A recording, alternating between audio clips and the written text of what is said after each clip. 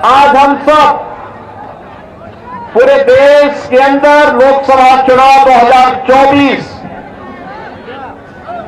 के चुनाव प्रचार अभियान का हिस्सा बन चुके हैं।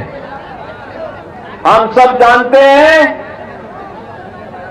कि चुनाव की याद आते ही तमाम लोग अपने अपने तरीके से इसकी विवेचना भी करने लग गए हैं, लेकिन पूरे देश के अंदर जहां कहीं भी हमें जाने का अवसर प्राप्त हो रहा है, एक चीज साफ दिखाई दे रही है, और उत्तर हो, दक्षिण हो, पूरब हो, पश्चिम हो, चारों ओर एक आवाज है। लोग ये मानते हैं, लोगों की तमन्ना भी है, आम जनमानस की भावना भी है कि चुनाव में एक और भारतीय जनता पार्टी के नेतृत्व में एनडीए गठबंधन है, और चुनाव परिणाम के बारे में लोग पहले से आश्वस्त हैं। दूसरी ओर वे लोग हैं जो दल को तो मिलाना चाहते हैं, लेकिन उनके दिल ही नहीं मिल पा रहे हैं। आप देख रहे होंगे इंडी गठबंधन में जो लोग हैं, इन लोगों की स्थिति आप देख रहे होंगे।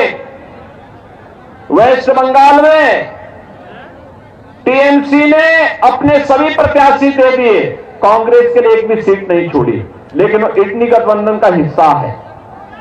केरल में कम्युनिस्टों ने कांग्रेस के साथ कोई गठबंधन नहीं किया, लेकिन वहां इंडी गठबंधन का हिस्सा अपने आप को कह रहा है।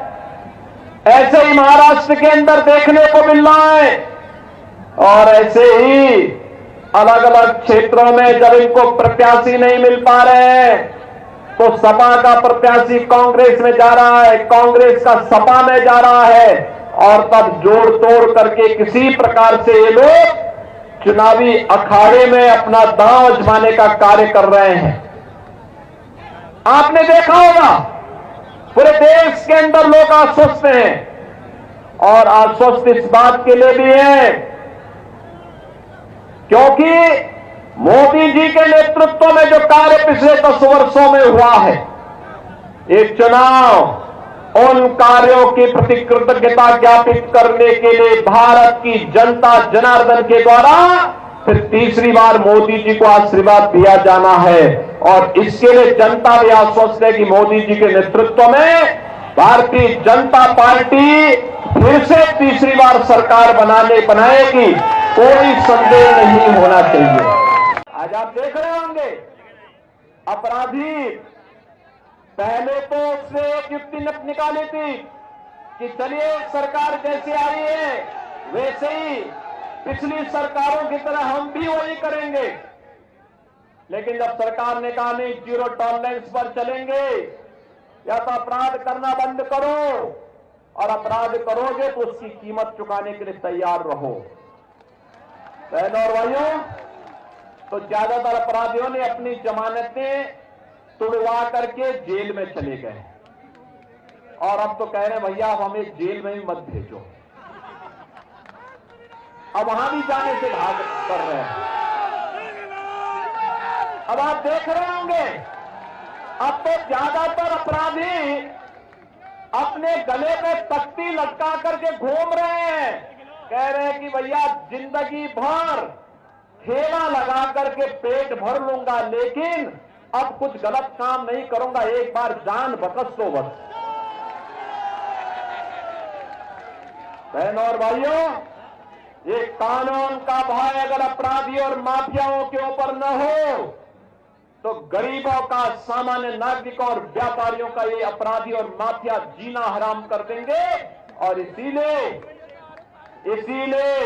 उत्तर प्रदेश जैसे राज्य में जहां हर दूसरे दिन एक दंगा होता था, कांग्रेस और समाजवादी पार्टी के दंगा पहुंचे और कर्फ्यू की पहुंची को जो प्रदेश झेला हो, उस प्रदेश में अब दंगा नहीं चलेगा, कर्फ्यू नहीं चलेगा। वह प्रदेश अब उपद्रव बर्दाश्त नहीं करेगा, वह प्रदेश अपने परंपरागत उत्सव के साथ जुड़ेगा और उत्सव के साथ जुड़ने के लिए ही हम आपके पास आए हैं। ये उत्सव प्रदेश अब मोदी की गारंटी पर विश्वास करता है। मोदी जी की गारंटी वही है जो 100% होने की गारंटी देता हो। मोदी जी की गारंटी यही है जहां पर 12 करोड़ गरीबों को, गरीब किसानों को प्रधानमंत्री किसान सम्मान निधि का सौगात मिल जाता है। ये मोदी गारंटी है। 4 करोड़ गरीबों के सिर को ढकने के लिए आवास मिलता है। 12 करोड़ परिवारों यानी 60 करोड़ लोगों को देश के अंदर 5 लाख रुपए की स्वास्थ्य बीमा का कवर मिलता है। 12 करोड़ परिवारों के घर में एक शौचालय बन जाता है। बहनों और भाइयों, 80 करोड़ गरीबों को देश के अंदर फ्री में राशन की सुविधा का लाभ मिलता है। यही है मोदी की गारंटी, 100% होने की गारंटी, जो नारी गरिमा का भी सम्मान करती है, देश की सुरक्षा और संप्रभुता का भी ध्यान रखती है और अयोध्या में राम मंदिर के निर्माण के लिए भी पूरी प्रतिबद्धता के साथ कार्य करती है। और इसीलिए हम सब आपके पास आए हैं। अब मोदी जी ने अमृत काल में भारत को एक नया संकल्पना दी है और वह है विकसित भारत की। बहनों और भाइयों, विकसित भारत बनेगा तब जब उत्तर प्रदेश विकसित होगा और उत्तर प्रदेश तब विकसित होगा जब आगरा और फतेहपुर सीकरी भी विकसित होगा। और आगरा और फतेहपुर सीकरी तब विकसित होगा जब यहां पर कमल चुनाव चिन्ह से प्रत्याशी विजयी बनकर के देश की संसद में जाएंगे। राजकुमार चाहर को भारतीय जनता पार्टी ने अपना प्रत्याशी बनाया है। भारतीय जनता पार्टी के अलावा राष्ट्रीय लोक दल, निषाद राज पार्टी, अपना दल और सुहेलदेव राजभर पार्टी ने भी उन्हें अपना समर्थन दिया है।